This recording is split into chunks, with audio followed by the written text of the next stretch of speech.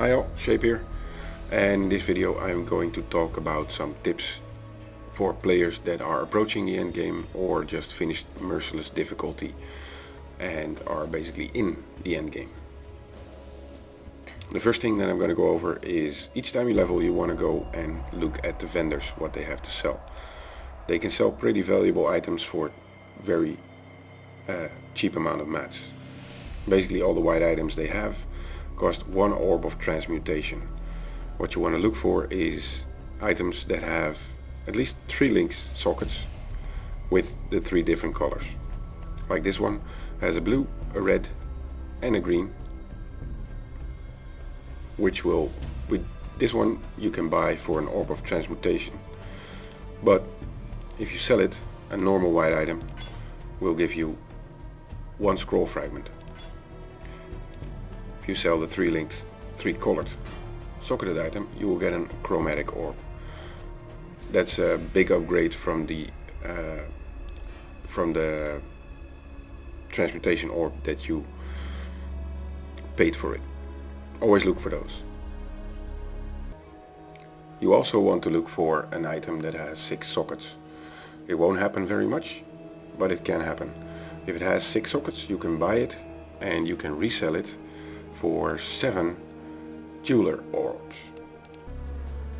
The next thing I want to talk about is gem quality. Always look for gems with quality because they have an extra ability. It's either going to extend the range of a certain ability or it's going to up its power. In the case of this molten shell gem, you get a 1% for each quality chance to ignite enemies on hit with fire damage.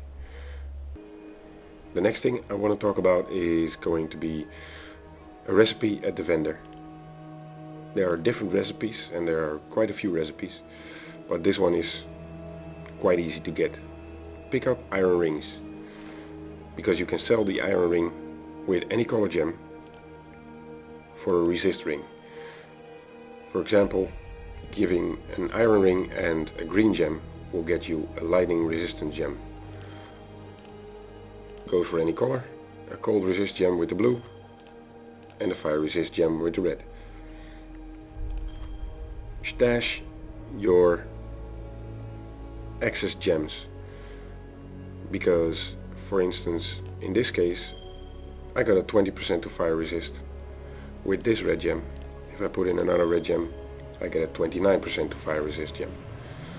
30% is the max, so make sure that you have enough gems. Try each and every combination until you get that 30%. There's another recipe that involves necklaces. You can pick up any necklace except the onyx. This recipe consists of getting a necklace and then 1 gem of all 3 colors, and it will give you an onyx amulet. Same thing applies here. Getting another gem in will give it another number on the screen. This one has +10.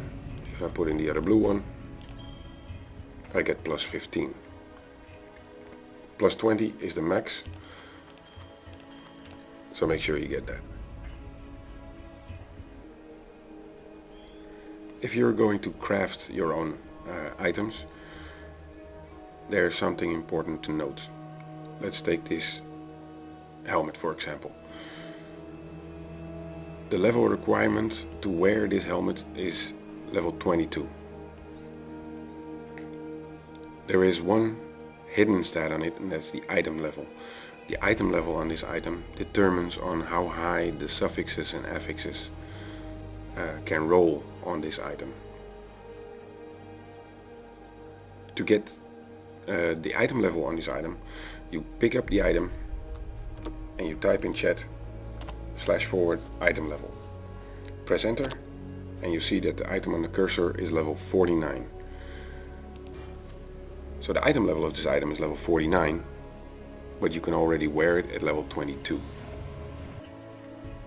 Be aware that any blue item can have 1 affix and 1 suffix, and any rare item can have a maximum of 3 affixes and 3 suffixes. There is an extensive list of affixes and suffixes on the website of Path of Exile with the item level requirements to them. One more recipe to look out for are flasks. Whenever you're farming, look out for flasks that have plus quality. If you can get flasks together with a quality over 40% and you trade them to the vendor, you will get a glassblower's bubble. The same applies for armor and weapon types that you find with quality on them. If you get weapons together with a total quality of 40, you can sell them for 1 blacksmith whetstone. Or if you find a white item, a white weapon with its own quality of plus 20, you can sell it for a whetstone by itself. Same goes with armor.